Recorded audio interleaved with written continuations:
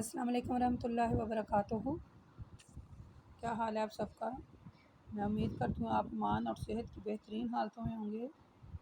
آمین۔ اللہ تعالیٰ ہماری طرف ہر آنے والے شر کو خیر میں بدلیں۔ اللہم صلی علی محمد و علی محمد کما صلیت علی ابراہیم و علی ابراہیم انک حمید مجید۔ اللہم بارک علی محمد و علی محمد کما بارکت علی ابراہیم و علی ابراہیم انک حمید مجید۔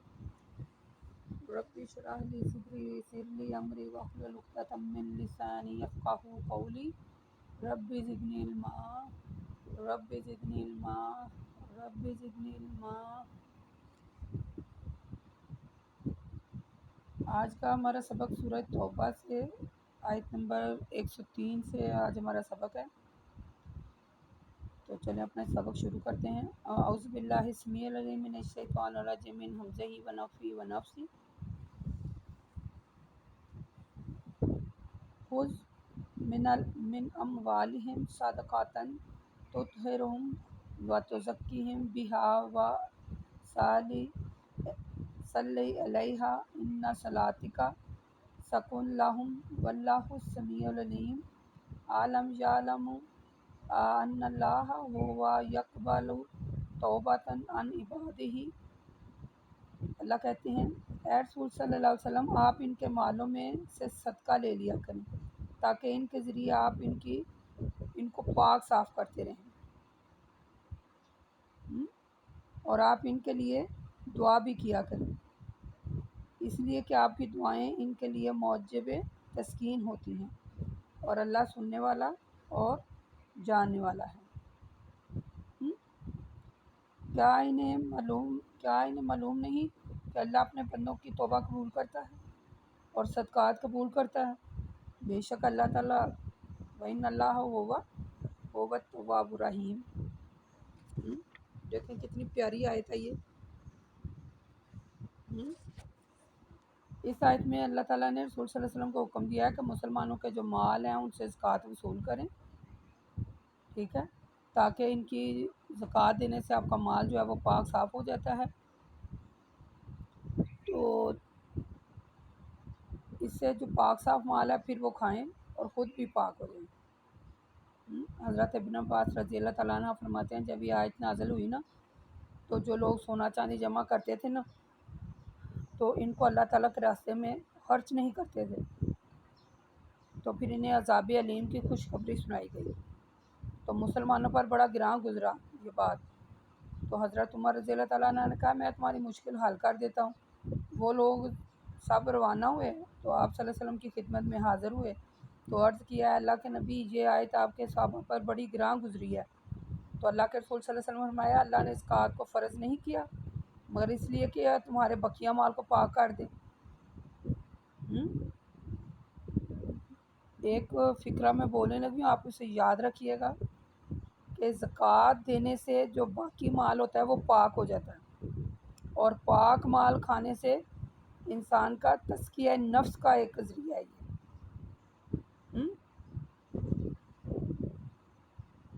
تو یعنی اس آیت سے یہ بھی معلوم ہوتا ہے کہ تزکیہ نفس کے جہاں اور بہت سے ذریعے ہیں، یعنی حلال مال کا استعمال، اور اس کے بعد یہ بھی ایک ذریعہ ہے۔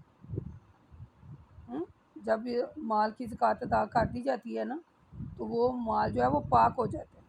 تو انسان پاک چیزیں کھاتا ہے تو اس کا نفس بھی پاک ہی رہتا ہے۔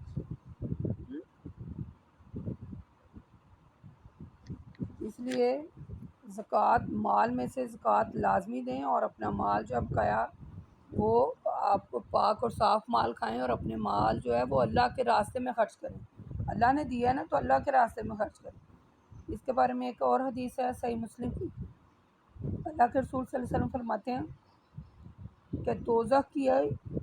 دوزخ سے بچو خواہ کھجور کا ایک ٹکڑا ہی دے کر صحیح، ٹھیک ہے۔ اللہ تعالیٰ کہتے ہیں رسول صلی اللہ علیہ وسلم آپ ان سے کہہ دیجئے کہ عمل کیے جاؤ، عمل کیے جاؤ، اللہ اور اس کا رسول اور تمام مومنین تمہارے اعمال کو دیکھیں گے کہ واقعی تم نے خلوص سے توبہ کی ہے یا نہیں۔ پھر قیامت کا دن تم پوشیدہ اور ظاہر کے سامنے جاننے والے یعنی اللہ کے پاس لوٹ جاؤ گے، اور وہ تمہیں بتائے گا کہ تم نے دنیا میں کیا کیا کیا تھا۔ ہم؟ یعنی منافقین نے جنگ تبوک میں شریک ہونے کے سلسلے میں بہت سے عذر پیش کیے تھے نا، پیچھے ہم نے سورہ پڑھا، سورہ توبہ میں آیت نمبر 56 میں. تو پھر اللہ یہاں کہتا ہے کہ تم اچھے عمل کیے جاؤ. تو اللہ تمہیں بتائے گا قیامت والے دن کہ تم دنیا میں کیا کر کے آئے تھے. ٹھیک ہے، جیسے منافقین کے ہم بارے میں پڑھے تھے نا، جنگوں کا ذکر ہو رہا ہے، تو وہ دل سے کچھ کہتے، زبان سے کچھ کہتے. تو پھر اللہ تعالیٰ تو جانتا تھا جو کچھ ان کے دلوں میں بھی ہے اور جو کچھ ان کے زبان پر ہے. وآخرون مرجعون الی امر اللہ اما یعذبہم واما یتوب علیہ واللہ علیم حکیم. یعنی اور ان کے علاوہ کچھ لوگ ہیں جن کے معاملے کو اللہ کے حکم آنے تک مؤخر کر دیا گیا. یعنی اللہ کو اختیار ہے، چاہے ان کو عذاب دے چاہے معاف کر دے، کیونکہ وہ تو ہر بات کو جانتا ہے. اس کی تو ہر بات حکمت پر مبنی ہوتی ہے، وہ جاننے والا اور حکمت والا ہے. یعنی جنگ تبوک میں جن لوگوں نے شریک ہونے سے انکار کیا تھا، یا بعض ایسے بھی تھے جنہوں نے مثلا اپنے گناہ کا اعتراف بھی کر لیا تھا، تو پھر اللہ تعالیٰ نے، یعنی کہ اللہ تعالیٰ کہتے ہیں اس آیت میں، یعنی اللہ نے کہا ہے کہ ہو سکتا ہے کہ اللہ ان کو معاف کر دے کیونکہ ان کی معافی کو مؤخر کر دیا گیا ہے. تو پھر اس آیت میں انہیں خوشخبری دی گئی جنہوں نے معافی مانگی. والذین اتخذوا مسجدا سرا و کفرا تفریقا بین المؤمنین. اللہ کہتے ہیں رسول صلی اللہ علیہ وسلم، جن لوگوں نے ایمان والوں کو نقصان پہنچایا، کفر کرنے والے مومنین میں پھوٹ ڈالنے، اور جو لوگ پہلے اللہ اور اس کے رسول سے لڑ چکے ہیں ان کے لیے کھاد کی جگہ فراہم کرنے کے لیے مسجدیں بنوائی ہیں نا، ان کا اعتبار نہ کریں. وہ تو قسمیں کھا کر کہیں گے کہ سوائے بھلائی کا ہمارا اور کوئی ارادہ نہیں، لیکن اللہ گواہی دیتا ہے کہ وہ جھوٹے ہیں. اے رسول صلی اللہ علیہ وسلم، آپ اس مسجد میں نہ جائیں، نہ کھڑے ہوں. البتہ وہ مسجد جس کی بنیاد روز اول سے تقوی پر رکھی گئی ہے، اس بات کی حقدار ہے کہ آپ اس میں جا کر کھڑے ہوں. اس میں ایسے لوگ ہیں جو خوب پاک صاف ہوں. تو اللہ پاک صاف رہنے والوں کو پسند کرتا ہے. اے ایمان والو بتاؤ، وہ شخص جو اپنی عمارت کی بنیاد اللہ کے خوف سے، یعنی اللہ کے خوف اور خوشنودی سے رکھے، بہتر ہے، یا وہ شخص بہتر ہے جو اپنی عمارت کی بنیاد بوسیدہ یعنی کہ بوسیدہ بندے کے کنارے پر رکھے، پھر وہ عمارت اس کو دوزخ کی آگ میں لے جائے اور گرا دے وہاں جا کر. ان لوگوں نے اسلام کی مخالفت کی ہے اور یہ بڑا ظلم ہے.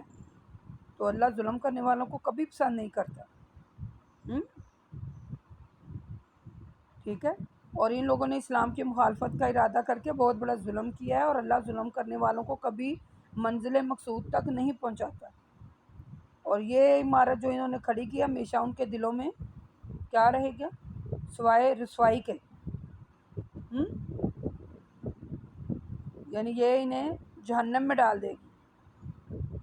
اس صورت کے ان کے دل پاش پاش ہو جائیں گے. اللہ کو ان کے دلوں کی باتوں کا بڑا علم ہے خوب، اور واللہ علیم الحکیم ہے وہ. یعنی اس آیت کے سیاق و سباق سے معلوم ہو رہا ہے کہ منافقین نے ایک ایسی مسجد بنائی تھی جس کا مقصد اسلام میں مسلمانوں کو نقصان پہنچانا تھا. ٹھیک ہے، تو اللہ کے رسول صلی اللہ علیہ وسلم کی نبوت کا انکار کرنا، ایمان والوں میں پھوٹ ڈالنا، یعنی یہ جو کام ہے نا وہ یہ کرتے تھے. تو اللہ تعالیٰ نے منع کر دیا کہ آپ اس مسجد میں نہ جائیں. اس مسجد میں جائیں جس کی بنیاد تقوی پر ہے. یعنی مجھے لگتا ہے اس میں 3 باتیں جو ہیں وہ سیکھنے والی ہیں. ایک تو یہ ہے کہ جو بھی مسلمانوں کو نقصان پہنچائے،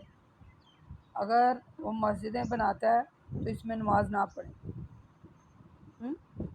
مسجد کی تعمیر خلوص اور تقوی پر ہونی چاہیے،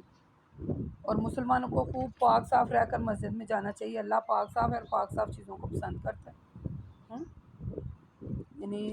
اس آیت سے یہ بھی معلوم ہوتا ہے کہ مسجد کی تعمیر کے سلسلے میں ایمان اور تقوی کا بڑا دخل ہے.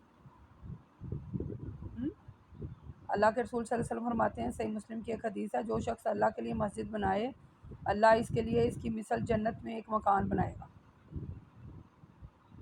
ٹھیک ہے، اور قرآن پاک میں جگہ جگہ صفائی کا ذکر ہے. تو اللہ تعالیٰ صاف ستھرے اور صاف ستھروں کو پسند کرتے ہیں. ان اللہ اشتری من المؤمنین انفسهم واموالهم بان لهم جنات یقاتلون فی سبیل اللہ فیقتلون ویقتلون وعدن علیہ حقا فی توراتی والانجیل والقرآن ومن اوفی بعہدہ من اللہ فاستبشرون، یعنی اللہ پھر آگے کہہ رہے ہیں بے شک اللہ نے مومنین سے جنگ کے عوض ان کی جانیں اور ان کے مال خرید لیے ہیں، یہ اس لیے کہ وہ اللہ کے راستے میں لڑتے ہیں، قتل کرتے ہیں اور قتل بھی ہو جاتے ہیں۔ اللہ تعالیٰ کا یہ وعدہ تورات اور انجیل اور قرآن میں بھی لکھا ہے، اور اس کا پورا کرنا اس کی ذمہ داری ہے۔ اور ہے ایمان والو، اللہ سے زیادہ اپنے وعدے کو پورا کرنے والا اور کون ہو سکتا ہے؟ لہٰذا تم نے جو سود اللہ سے لیا ہے اس پر خوشی مناؤ۔ سود میں نہیں، یعنی جو اللہ سے سودا کر لیا اس پر خوشی مناؤ، اور بڑی کامیابی ہے جو تم کو میسر ہوئی ہے، یعنی اپنی جان اور مال دے کر اللہ سے سودا کیا ہے نا بندے نے، تو پھر اللہ کہتے ہیں کہ تم نے یہ جو مجھ سے سودا کیا تم پھر خوشیاں مناؤ جا کے۔ یہ سودا جو ہے، یہ سودا کرنے والے وہی لوگ ہیں جو حق بات ماننے والے ہیں، ٹھیک ہے، توبہ کرتے ہیں، عبادت کرتے ہیں، اللہ کی حمد و ثنا کرتے ہیں، روزے رکھتے ہیں، رکوع کرتے ہیں، سجدہ کرتے ہیں، نیک کام کا حکم دیتے ہیں، برائیوں سے روکتے ہیں، یہ اللہ کی حدود کی حفاظت کرنے والے ہیں، اور ایسے لوگ تو بس مومن ہو سکتے ہیں، اور آپ مومنین کو خوشخبری سنائیں، ٹھیک ہے۔ یعنی مومن جو بندہ ہے اس نے، یعنی جو مومن بندہ ہے اس نے اپنی جان اور مال کے ذریعے جہاد کیا ہے، تو پھر وہ اللہ نے اسے خوشخبریاں سنائی ہیں کہ بھئی تمہارے لیے خوشخبری ہیں، ٹھیک ہے۔ یہ توبہ کے بارے میں اور عبادت اور حمد و ثنا، روزے رکھنا، رکوع اور سجدے کے بارے میں ہم پیچھے سورۃ بقرہ میں بڑی تفصیل سے پڑھ کے آئے ہیں۔ ما کانا للنبی والذین آمنوا، پھر آگے اللہ تعالیٰ کہہ رہے ہیں یستغفروا للمشرکین ولو کان اولی القربی من بعد ما تبین لهم انہم اصحاب الجحیم، یعنی اللہ کہتے ہیں رسول صلی اللہ علیہ وسلم اس بات کے ظاہر ہو جانے کے بعد کہ مشرکین ہمیشہ دوزخ میں رہیں گے، اور نبی اور ایمان والوں کے لیے یہ زیبا نہیں ہے کہ وہ ان کے لیے مغفرت کی دعا کریں، خواہ وہ ان کے رشتہ داری کیوں نہ ہو۔ اور ابراہیم نے اپنے والد کے لیے مغفرت کی دعا کی تھی محض اس وجہ سے کہ وہ اس سے مغفرت کی دعا کرنے کا وعدہ کر چکے تھے، لیکن جب ان کو بذریعہ وہی معلوم ہو گیا کہ وہ اللہ کا دشمن ہے اس لیے مغفرت کی دعا جائز نہیں، تو وہ اس سے بیزار ہو گئے اور دعا کرنی بند کر دی۔ بے شک ابراہیم بڑے نرم دل اور بردبار تھے، یعنی اس آیت کا شان نزول میں آپ کو سناتی ہوں۔ حضرت مسیب بن فرماتے ہیں جس وقت ابو طالب کا انتقال ہونے لگا تو نبی کریم صلی اللہ علیہ وسلم اس کے پاس تشریف لائے، تو اس وقت وہ ابو جہل اور عبداللہ بن ابی امیہ بیٹھے ہوئے تھے، تو نبی کریم صلی اللہ علیہ وسلم نے فرمایا میرے چاچا آپ اس چیز کا اقرار کر لیجئے کہ اللہ کے سوا کوئی معبود نہیں ہے، تو میں اللہ کے ہاں آپ کے لیے اس کلمے کے ذریعے حجت پیش کروں گا۔ تو ابو جہل اور عبداللہ نے کہا اے ابو طالب کیا مرتے وقت عبد المطلب کے دین کو چھوڑ دو گے؟ نبی کریم صلی اللہ علیہ وسلم نے فرمایا اے چاچا میں تمہارے لیے اللہ سے اس وقت تک استغفار کرتا رہوں گا جب تک مجھے وہ اس کام سے منع نہ کر دیں، تو پھر اس وقت یہ آیت جو ہے نا وہ نازل ہوگی۔ پھر اللہ نے کہا کہ مشرکین کے لیے دعائے مغفرت نہیں کریں، یعنی منع کر دیا گیا دعائے مغفرت کرنے سے مشرکین کے لیے۔ تو سورۃ مائدہ آیت نمبر 72 میں اور سورۃ نساء میں سورۃ نساء آیت نمبر 48 میں ہم نے اس کی تفسیر پڑھی ہے، تو اس میں دوسری جگہ اللہ تعالیٰ نے یعنی کہ وضاحت کے ساتھ وعدہ کیا ہے کہ بات یہ ہے کہ وہاں رشتے ناطے نہیں دیکھے جائیں گے، وہاں تو وہ دیکھا جائے گا کہ کون کیا لے کے آیا ہے۔ آپ کے سامنے یہ میں نے حدیث پڑھی ہے نا، تو پھر دیکھا جائے گا کہ کون بندہ کیا لے کے آیا، چاہے مرد ہے چاہے عورت ہے، تو اللہ کے نزدیک وہ بندہ بہتر ہے جو تقوی والا ہے۔ آگے اللہ کہتے ہیں اور اللہ ایسا نہیں ہے کہ کسی قوم کو ہدایت دینے کے بعد گمراہ قرار دے جب تک انہیں وہ تمام چیزیں نہ بتا دے جن سے انہیں بچنا چاہیے، بے شک اللہ کو ہر اچھی اور بری چیز کا علم ہے۔ آسمان کی اور زمین کی بادشاہت اللہ کے لیے، وہی زندہ کرتا ہے وہی مارتا ہے، اور اس کے علاوہ تمہارا کوئی کارساز نہیں اور نہ ہی کوئی تمہارا مددگار ہے۔ یعنی گزشتہ آیت میں اللہ تعالیٰ نے مومنین کو مشرکین کے لیے دعائے مغفرت کرنے سے منع کیا تھا، اور یہ ایک ایسی بات تھی کہ اگر اسے یوں ہی چھوڑ دیا جاتا ہے تو اس کی ممانت نہ کی جاتی تو شرک کی اہمیت ختم ہو جاتی، سمجھ آ گئی۔ اور جو لوگ شرک کے معاملے میں مثلا ایسے کرتے ہیں اور گمراہ ہو جاتے ہیں، شرک کرتے ہیں، تو اللہ نے واضح طور پر بیان کیا کہ ان کے لیے دعا نہ کریں، ہیں یعنی جن چیزوں سے اللہ نے بچنے کا حکم دیا ان سے بچیں۔ لَقَدْ تَابَ اللَّهُ عَلَى النَّبِيِّينَ وَالْمُهَاجِرِينَ وَالْأَنصَارِ الَّذِينَ اتَّبَعُوهُ، پھر اللہ کہتے ہیں اللہ نے نبی پر اور ان مہاجرین اور انصار پر جنہوں نے تنگی کے زمانے میں نبی کا ساتھ دیا بڑا فضل اور کرم کیا۔ خود اس کے لیے ان میں سے ایک فریق نے دل ٹیڑے ہونے کے قریب پہنچ گیا، لیکن اللہ نے ان کے دل کی کجی سے بچا لیا اور پھر ان پر اپنا فضل کیا۔ بے شک اللہ ان سب پر بڑا مہربان اور رحم والا ہے۔ اور اللہ تعالیٰ نے ان تینوں پر بھی بڑا فضل کیا جن کا معاملہ مؤخر کر دیا گیا۔ اس تحریر کے زمانے میں ان پر بڑی سختی کی گئی تھا، یہاں تک کہ جب زمین باوجود فراگی کے ان پر تنگ ہو گئی تھی اور ان کی جانیں ان پر وہ بال بن کر آئیں، اور انہیں یہ یقین کر لیا کہ اللہ کے غضب سے بچنے کا اللہ کے علاوہ کوئی ذریعہ نہیں ہے۔ اللہ نے ان پر نظر رحمت فرمائی اور انہیں توفیق دی کہ وہ توبہ کریں، بے شک اللہ توبہ قبول کرنے والا اور بڑا رحم والا ہے۔ اے ایمان والو، اللہ سے ڈرتے رہو اور آئندہ ایسا نہ کرنا۔ ایمان والوں کا ساتھ دو، بلکہ ایمان والوں کا مثلا ان کا ساتھ نہ چھوڑو، ایمان والوں کا ساتھ نہ چھوڑو اور سچوں کے ساتھ رہا کر وَکُونُوا مَعَ الصَّادِقِینَ۔ مومنین میں سے 3 آدمی جنگ تبوک میں اپنی سستی کی وجہ سے شریک نہیں ہوتے، ٹھیک ہے؟ تو وہ میں نے آپ کو پیچھے بتایا تھا نا، وہ 3 آدمی کون ہیں؟ تو یعنی کہ ایک تو وہ جو بڑے کمزور اور ضعیف بندہ ہے، ٹھیک ہے، ایک عورتیں ہیں، اور جو بیمار ہیں، تو پھر ان میں اللہ تعالیٰ نے وضاحت سے کہہ دیا ہے کہ مثلا جنگ تبوک کے بارے میں ہم پڑھے تھے، تو پھر اللہ کہتا ہے کہ وہ جو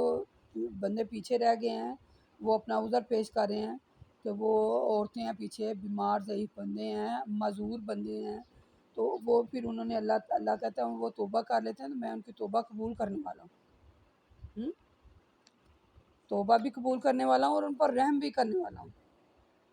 اہل مدینہ جو تھے، جب اہل مدینہ کے ارد گرد جو دیہاتی رہتے ہیں، ان کے لیے یہ زیبا نہیں ہے کہ اللہ کے رسول صلی اللہ علیہ وسلم تو جنگ کے لیے جائیں اور وہ ان کے پیچھے اپنے گھروں میں آرام کریں، اور بلکہ آرام ہی کریں وہ تو دوسروں کو بھی یہی کہیں، یعنی ان کی جان اپنی جان کو عزیز رکھیں اور جہاد جو ہے وہ اس میں نہیں جائیں جو انہیں ہدایت کی گئی ہے۔ اس وجہ سے کہ مجاہدین کو اللہ کے راستے میں پیاس، محنت، مشقت اور بھوک کی جو تکلیف پہنچتی تھی نا، تو اللہ کے راستے میں ایسی جگہ کو رونتے ہوئے چلے جاتے تھے جس جگہ روننے سے کفار کو غصہ آتا تھا، ٹھیک ہے، یا میدان جنگ میں دشمن سے کوئی چیز چھین لیتے تھے، تو اس قسم کی ہر بات کے لیے ان پر ایک عمل نیک لکھا جاتا، جس کا اجر انہیں اللہ کے ہاں ضرور ملے گا، بے شک اللہ نیکی کرنے والوں کو اجر ضائع نہیں کرتا۔ اسی طرح کم یا زیادہ جو کچھ وہ اللہ کے راستے میں خرچ کرتے ہیں یا اللہ کے راستے میں وہ کسی وادی کو طے کرتے ہیں، اور یہ بھی ان کے لیے نامہ مال میں لکھ دیا جاتا ہے تاکہ وہ جو کچھ عمل کر رہے ہیں ان کا صلہ ان کو ان کے رب کے پاس سے اچھا ملے گا۔ یعنی اہل مدینہ کے جو دیہات تھے آس پاس میں جنگ تبوک میں شریک نہیں تھے ہوئے، تو یہ آیات ان کے متعلقہ ہیں، ٹھیک ہے، اور وہ خود بھی شریک نہیں تھے ہوئے اور دوسروں کو بھی یہی کہتے ہیں کہ آجو تم بھی، یہاں گرمی بڑی لگتی ہے یا ایسے کہ عذر پیش کرتے ہیں، تو پھر اللہ تعالیٰ نے وضاحت سے کہا ہے کہ جو جان و مال خرچ کرتا ہے اور جو جاتا ہے جہاد میں، بھوک، پیاس اور تکلیف اور مشقت، ٹھیک ہے، جو ہے وہ برداشت کرتا ہے اور دشمن کی سرزمین کو رونتا ہے، تو دشمن کی سرزمین کو چھینتا ہے، پھر اس میں مسجدیں آباد کرتا ہے، ٹھیک ہے، تو اللہ کہتا ہے ان کا اجر میرے پاس ہے اور میں خود انہیں اس کا اجر دوں گا، ٹھیک ہے۔ آگے کہتے ہیں اللہ تعالیٰ وَمَا كَانَ الْمُؤْمِنُونَ، کہ اے ایمان والو یہ مناسب نہیں ہے کہ سب کے سب علم دین حاصل کرنے، یہ ایک بڑی اہم ترین آیت ہے، یہ آپ ذرا غور سے سنیے گا۔ اللہ تعالیٰ کہتے ہیں کہ اے ایمان والو یہ مناسب نہیں ہے کہ سب کے سب علم دین حاصل کرنے کے لیے نکل کھڑے ہو، ایسا نہیں کرتے، ہر جماعت میں سے چند لوگ دین کا علم حاصل کریں اور اسے سمجھ پیدا کرنے کے لیے نکلیں، جب وہ علم دین میں سمجھ پیدا کریں تو اپنی جماعت کے لوگوں کی طرف لوٹ آئیں اور انہیں اللہ کے عذاب سے ڈرائیں، اللہ کی نافرمانی سے یہ بچ سکیں، ٹھیک ہے۔ بڑی یہ ایک اہم ترین آیت ہے کہ مثلا اس آیت کا خلاصہ یہ ہے کہ پوری قوم بیک وقت علم میں دین حاصل کرنے کے لیے نہ نکلے، ٹھیک ہے، اور چند آدمی جو ہیں وہ علم حاصل کرنے کے لیے نکلیں، اور جب وہ علم حاصل کر چکے ہیں تو دوبارہ لوٹ کر آئیں اپنی قوم میں، اور آ کر ان لوگوں کو بھی دین کی تعلیم دیں، اور اللہ تعالیٰ کے احکامات جو نازل ہوئے ہیں انہیں خوشخبریاں بھی سنائیں اور انہیں ڈرائیں بھی۔ یا ایھا الذین آمنوا قاتلوا الذین، پھر اللہ تعالیٰ کہتے ہیں اے ایمان والو اپنے قرب کے مثلا قریب جو رشتہ دار ہیں کافروں سے جنگ کرو، یعنی جنگ میں کردار ہونا تو یہ ہے کہ کافر تم میں سختی یعنی محسوس کریں، اور ایمان والے تو اچھی طرح اس بات کو سمجھ لو کہ اللہ متقیوں کے ساتھ ہے، کسی قسم کی بھی زیادتی نہ کرنا، اس لیے کہ تقوی کے خلاف ہے۔ یعنی دین اسلام نزول سے پہلے اللہ تعالیٰ کا منشا یہ ہے کہ یہ دین نافذ ہو ہر جگہ، اور پوری طرح یہ دین نافذ ہو دنیا میں۔ یعنی اللہ تعالیٰ کا منشا یہ ہے کہ منشا الہی کو پورا کرنے کے لیے جہاد فی سبیل اللہ، یعنی اللہ تعالیٰ نے جو جہاد فی سبیل اللہ کو فرض قرار دیا ہے نا، وہ پورا ہو۔ سورۃ مائدہ اور سورۃ بقرہ کی کافی زیادہ آیات تھیں، سورۃ انفال کی بھی آیات 39 اس میں شامل ہیں، ٹھیک ہے۔ سورۃ بقرہ کی آیت نمبر 26 میں بھی دیکھ لیجیے گا، سورۃ مائدہ آیت نمبر 35 میں بھی آپ دیکھ لیجیے گا کہ اللہ تبارک و تعالیٰ نے کتنا زور دیا ہے۔ سورۃ آل عمران میں بھی، ٹھیک ہے، بہت زیادہ ہم نے اس کے بارے میں پڑھا تھا، اس لیے میں نے صرف تھوڑی سی تفسیر کیا ہے اور ترجمہ آپ کو سنایا ہے۔ وَإِذَا مَا أُنزِلَتْ سُورَةً فَمَا آمَنَ مِنْ يَقُولُ، پھر اللہ آگے کہہ رہے ہیں کہ اے رسول صلی اللہ علیہ وسلم، ان منافقین کی تو یہ حالت ہے کہ جب کوئی نئی صورت نازل ہوتی ہے تو ان میں سے بعض لوگ ایک دوسرے سے پوچھتے ہیں کہ اس صورت نے تم میں سے کس کے ایمان میں اضافہ کیا؟ آپ کہہ دیجئے کہ ان کے ایمان میں اضافہ کیا جو حقیقی معنوں میں ایمان لے ہیں، اور وہ لوگ ایسے ہیں جب کبھی بھی صورت نازل ہوتی تو ان کے ایمان میں اضافہ ہی نہیں ہوتا تھا، بلکہ اس کے نازل ہونے کے بعد بڑے خوش ہوتے، اور رہے وہ لوگ جن کے دلوں میں نفاق اور حسد کی بیماری ہے تو وہ نئی صورت نازل ہونے سے پہلے ان نفاق اور حسد کی گندگی میں اور اضافہ ہوتا، اور جنہیں موت آتی ہے تو اس حالت میں آتی ہے کہ وہ کافر ہوتے ہیں۔ تو کیا وہ نہیں دیکھتے کہ وہ ہر سال 1 یا 2 مرتبہ فتنے میں مبتلا کیے جاتے ہیں، پھر بھی نہ تو وہ توبہ کرتے ہیں اور نہ نصیحت حاصل کرتے ہیں، اور جب کوئی نئی صورت نازل ہوتی ہے تو ایک دوسرے کی طرف دیکھ کے یعنی پھر یہ پوچھتے ہیں کہ تمہیں کوئی مثلا تمہیں کوئی دیکھ تو نہیں رہا ہے، یا یہ کہ وہ پھر اپنے گھروں میں لوٹ جائیں، تو اللہ نے ان کے دلوں کو یعنی قبول حق سے پھیر دی ہے، یہ اس لیے کہ وہ کچھ نہ ہی سمجھتے ہیں تو نہ ہی انہیں سمجھایا، جو سمجھنا نہیں نہ چاہتا، آپ میری یہ بات نوٹ کر لیں کہ جو بات بندہ سمجھنا نہیں نہ چاہتا اس کو سمجھانے کی سے بھی سمجھ نہیں آئے گی۔ ان آیات میں اللہ تعالیٰ نے دوبارہ منافقین کا ذکر کیا ہے کہ جب کوئی صورت نازل ہوتی ہے تو بعض لوگ آپس میں ایک دوسرے سے مذاقاً پوچھتے ہیں کہ کوئی نئی صورت تو نہیں آئی ہے۔ تو جب بھی مسلمان جو ہیں ان کے لیے تو خوشی کی بات ہے کہ اگلا اللہ کا حکم کیا ہے، اور یہ آپس میں ایک دوسرے کو مذاقاً پوچھتے ہیں کہ کوئی نئی تو نہیں آئی ہے، نئی مثلا کوئی اگر آئی ہے ہمارے لیے حکم آیا تو ہمیں بتائیں، لَقَدْ جَاءَكُمْ رَسُولٌ مِّنْ أَنفُسِكُمْ عَزِيزٌ عَلَيْهِ مَا عَنِتُّمْ حَرِيصٌ، اللہ کہتے ہیں اے لوگو تمہارے پاس تم میں سے ایک رسول آ گئے ہیں جن کی خیر خواہی اور شفقت کا حال یہ ہے کہ تمہارے دین پر، تمہاری تکلیف پر ان پر بڑا گراں گزرتی ہے، اور وہ تمہاری فلاح و بہبود کے بڑے خواہش مند رہتے ہیں، اور مومنین پر تو خصوصاً کے ساتھ بہت زیادہ مہربان اور رحم والی ہے۔ اے رسول صلی اللہ علیہ وسلم، یعنی اللہ کے رسول صلی اللہ علیہ وسلم آ جانے کے بعد بھی اگر یہ لوگ منہ موڑ لیں اور ایمان نہیں لائیں تو اے رسول آپ ان سے کہہ دیجئے، اے رسول صلی اللہ علیہ وسلم آپ کہہ دیجئے کہ میں کسی حمایت کا محتاج نہیں ہوں، میرے لیے اللہ ہی کافی ہے۔ فَإِن تَوَلُّوا فَقُلْ حَسْبِيَ اللَّهُ لَا إِلَٰهَ إِلَّا هُوَ عَلَيْهِ تَوَكَّلْتُ وَهُوَ رَبُّ الْعَرْشِ الْعَظِيمِ، ٹھیک ہے، کہ یہ یعنی کہ اللہ ہی رب العرش العظیم ہے اور وہی مالک ہے اور وہی سب کچھ ہے۔ یہ اس صورت کی ابتدا یعنی صورت کی ابتدا میں مشرکین کی آیتوں سے شروع کیا گیا اور تنبیہ کی گئی، اور یہ اس صورت کی ایک آخری آیات تھی، تو اس میں ہم نے بہت کچھ سیکھنے کو ملا۔ اللہ تعالیٰ سے دعا ہے اللہ تعالیٰ ہمیں جو سیکھا اس پر عمل کرنے والا بنا دے۔ وَمَا إِلَيْنَا إِلَّا الْبَلَاغُ الْمُبِينُ، أَقُولُ قَوْلِي هَٰذَا وَأَسْتَغْفِرُ اللَّهَ